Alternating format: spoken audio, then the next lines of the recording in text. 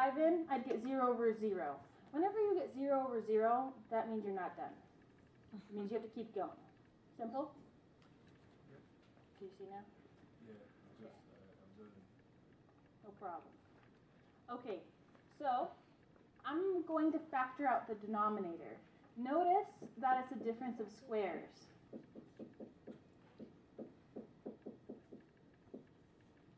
And now I can just cancel these, leaving me with 1 over x plus 5. And now I can plug this in here, and I just have 1 over 10. Simple, right? Not too bad? Okay. Now this one, if I put 2 in, I have 3 times 4 minus 8 minus 4. So that gives me 12 minus 12. Oh, this is 2. So I get 0 over 0, right? If you get a 0 over a 0, that means you can keep going. We're going to need to factor this. We need the top to factor so that an x minus 2 comes out. So we can either use long division, quadratic formula, or I'm going to show you a method that I like right now. Is that okay? Now, I know that this is kind of a weird method, but I've been using it since I was in 7th grade, and I love it. So I hope that even though it's kind of weird, you'll go with it. Okay, so I need to factor this. With me? The problem that I see, this whole 3 in the front business messes me up. The x squared plus or minus stuff, that is easy to deal with. But when it's got a number in front, kind of difficult, right? So this is a weird rule that I learned. You take this 3, you multiply it to the end. X squared minus 4x minus 12. Now I need 2 things that multiply to negative 12 and add to negative 4. I want to multiply, and I want to add. Give me 2 numbers that multiply to negative 12. 2 and negative 6. 2 and 6. Which one's positive, which one's negative? Negative 6. Excellent. So then I would have x minus 6, x plus 2.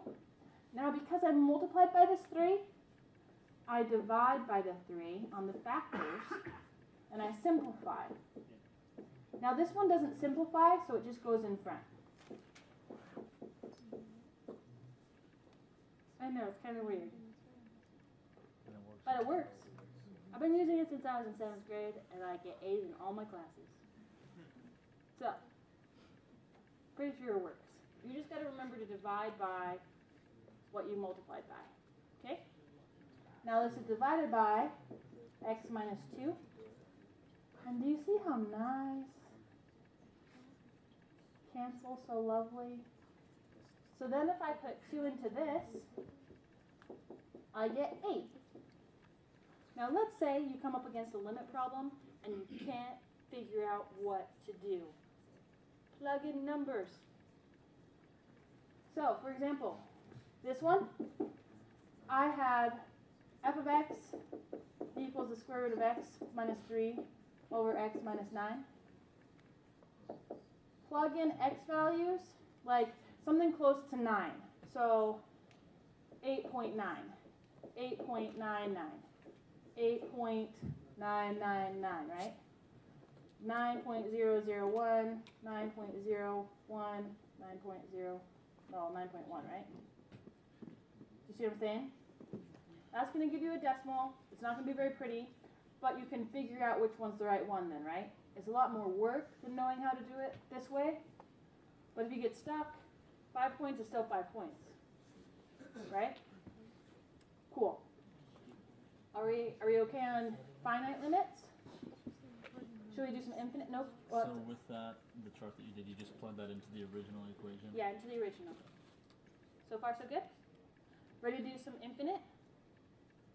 Okay. Infinite ones, I think, are simple. They can be a little tricky.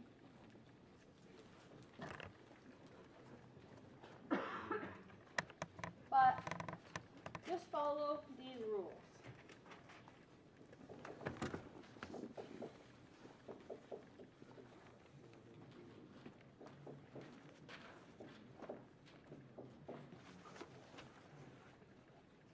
guys ready? Yeah? Oh, and I have part of why you want to be in my email list. Practice test, logarithm rules, and limits. All the derivatives you have to know with examples on how to do them. Who shows at this? See? Do you see how lovely? And this test is your easy test. It gets worse every time. So you want to be on my list. I'm trying very hard to make sure everyone has the equal playing I'm gonna field. be on it twice. Okay, look. If the top power is bigger than the bottom power, okay, so if the top is bigger than the bottom, then your limit goes to plus or minus infinity. I'll show you how to tell which one in a minute. Now, if the top power equals the bottom power, then your limit goes to the ratio of the coefficients. If the top is less than the bottom, then your limit goes to 0. Clear? So far, so good? You guys still awake? Not too bad. Oh, I'm supposed to take a roll. 5, 10 times like 6, 60-ish, right? Good enough. It's not that important. Okay. Yeah, that's important. Actually, I can have you sign. Oh, look. They gave one to me. I don't want that. Well, maybe I didn't bring it. Oh, I did. Not that one, but this one. Just number yourself as number 1. Put your name, then your number 2, etc. Right? You can count.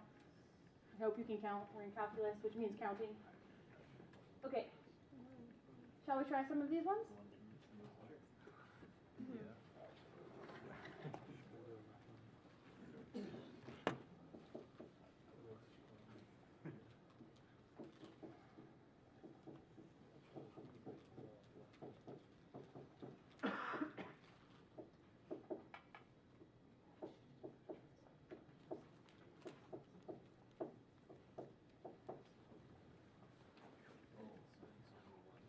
Okay, all we care about is the highest power on the top and the highest power on the bottom. The highest one on the top is a 7x to the 5th. The highest one on the bottom is a 3x to the 4th. So we write just that part down.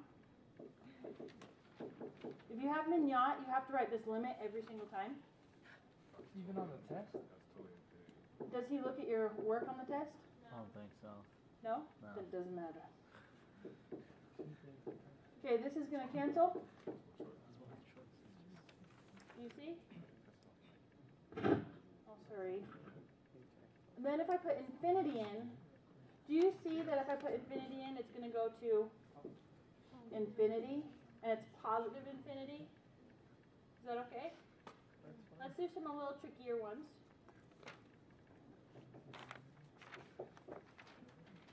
My goal is when you go into the test, I want to give you problems that might be a little bit harder than what you see on the test, but I don't want the first time you see something to be on the test. Fair? I need a number. 2. That's your number. I need another number. 27, sure. Okay, what's the highest one on top? 5x squared. What's the highest one on the bottom? 27x. So I have a negative 5x squared over 27x. I'm now going to simplify that. So an x cancels out with an x, leaving a negative 5x over 27. Now if I plug in this negative infinity,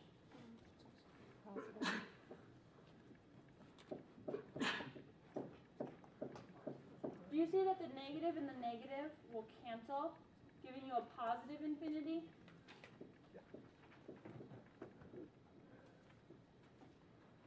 Who understands? Who's sleeping?